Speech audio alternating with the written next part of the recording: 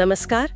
आज हम जावा की दुनिया में एक काफी दिलचस्प तकनीक को समझने वाले हैं। हाँ, नमस्कार। सोचिए अगर आपकी जावा ऐप बस मिली सेकेंड में चालू हो जाए और मेमोरी भी बहुत बहुत कम। हमारे पास जो स्रोत है वो एक तरह का ट्यूटोरियल है और वो बताता है कि ये ग्रालवीएम नेटिव इमेज के साथ कैसे हो सकता है। बिल्कुल, ये ग्रालवीएम मतलब है तो एक जेवीएम ही, जावा वर्चुअल मशीन, लेकिन ये हाई परफॉर्मेंस वाला है। अच्छा। और इसकी सबसे खास बात, जैसा आपने कहा, ये जावा कोड को सीधे नेटिव एग्जीक्यूटेबल में बदल देता है, स्टैंड अलोन। मतलब बिना जेवीएम के चलने वाली फाइल। हाँ, एग्जैक्टली, बिना जेवीएम के सीधे मशीन पर। और नतीजा ट्यूटोरियल भी यही दिखाता है, स्टार्टअप लगभग फौरन और मेमोरी यूसेज बहुत कम। वाह। ये माइक्रो सर्विसेज या सर्वरलेस फंक्शंस, इन सब नई चीजों के लिए तो कमाल है, कंटेनर वगैरह में भी। सही। तो चलिए इस ट्यूटोरियल से मिली जानकारी को थोड़ा और खंगालते हैं, देखते हैं कि ये काम कैसे करता है, क्या फायदे हैं और शायद कुछ मुश्किलें भी होंगी। हाँ, जरूर। तो गाइड के मुताबिक शुरू करने के लिए सबसे पहले क्या चाहिए? ग्रालवीएम इंस्टॉल करना पड़ता है, और वो नेटिव इमेज टूल। हाँ बिल्कुल, पहला स्टेप वही है, इंस्टॉलेशन। ट्यूटोरियल में कमांड्स भी दिए हैं, जैसे SDK इंस्टॉल जावा करके वर्जन 21 या 17 का ग्रालवीएम डालना है। ओके। और फिर गू इंस्टॉल नेटिव इमेज कमांड से वो नेटिव इमेज वाला टूल इंस्टॉल करना होता है। ठीक है। और फिर एक सैंपल ऐप बनानी होती है। हाँ, गाइड एक बहुत ही सिंपल सी जावा ऐप बनाने को कहता है। बस हेलो ग्रालवीएम नाटल वर्ल्ड प्रिंट करने वाली, समझने के लिए आसान। ठीक है, ये तो आसान लगता है। इसके बाद वो बिल्ड वाला हिस्सा आता होगा, build.gradle फाइल को कुछ करना पड़ता है, डालना होता है। और .graalvm.buildtools.native करके। ओके। और फिर वो कमांड चलाना है जिसका जिक्र गाइड में है, .gradle w native compile। और ये कमांड ही जादू करता है, मतलब नेटिव बाइनरी फाइल बना देता है। हाँ, यही कमांड आपके जावा कोड को कंपाइल करके वो नेटिव फाइल बना देता है। और इसी नेटिव फाइल से वो कमाल की परफॉर्मेंस मिलती है, जिसके बारे में ट्यूटोरियल बता रहा है, वो स्पीड टेस्ट के नतीजे।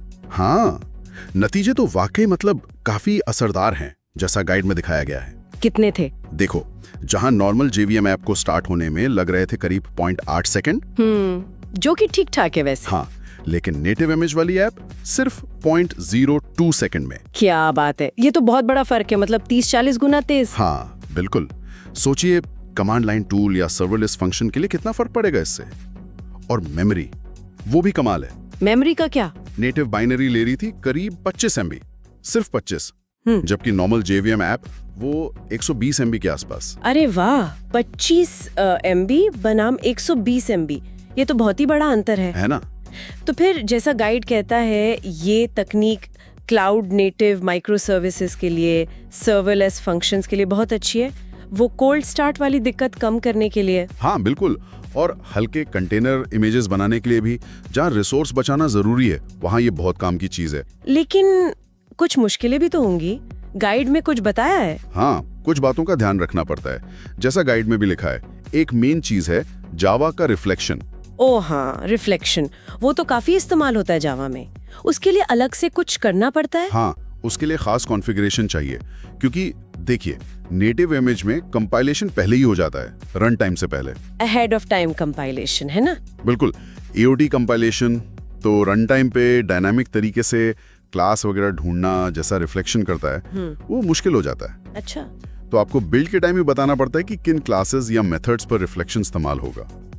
ये तो थोड़ा एक्स्ट्रा काम हो गया। और कुछ? गाइड ये भी मेंशन करता है कि बड़े एप्स के लिए बिल्ड टाइम ज्यादा हो सकता है, मतलब कुछ मिनट लग सकते हैं कंपाइल होने में। ओके, ये भी ध्यान रखने वाली बात है। और एक और चीज, आपको हर ऑपरेटिंग सिस्टम और आर्किटेक्चर के लिए अलग से कंपाइल करना होगा। हाँ। मतलब लिनक्स के लिए अलग, विंडोज के लिए अलग, मैकओएस के लिए अलग। अच्छा, तो मतलब ऐसा नहीं कि एक बार कंपाइल किया और हर जगह चल गया? नहीं, नेटिव इमेज के साथ ऐसा नहीं है। ये जेवीएम जैसा राइट वंस रन एनीवेयर वाला मामला नहीं है। ये नेटिव कोड है तो OS स्पेसिफिक होगा। समझ गए। तो मतलब फायदे तो हैं, पर थोड़ी जटिलता भी बढ़ जाती है बिल्ड प्रोसेस में, एक ट्रेड ऑफ है।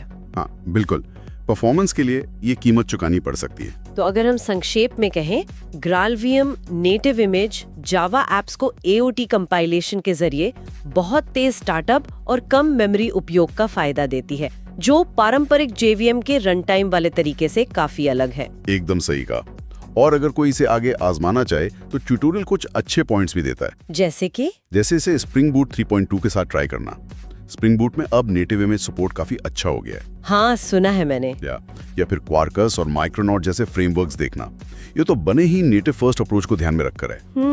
और ज्यादा गहराई में जाना हो तो graalvm.org पर ऑफिशियल डॉक्यूमेंटेशन तो है ही। बिल्कुल। इस सब जानकारी से एक दिलचस्प सवाल भी उठता है ना? क्या सवाल? कि ये जो संतुलन है, एक तरफ तो ये जबरदस्त परफॉर्मेंस के फायदे हैं और दूसरी तरफ बिल्ड की थोड़ी बढ़ी हुई जटिलता और समय। हाँ। तो आखिर किस तरह के प्रोजेक्ट्स को इस नेटिव कंपाइलेशन से सबसे ज्यादा फायदा मिलेगा? कहाँ ये अतिरिक्त मेहनत वाकई में जायज है और कहाँ शायद पारंपरिक JVM ही बेहतर हो? ये सोचने वाली बात है ना।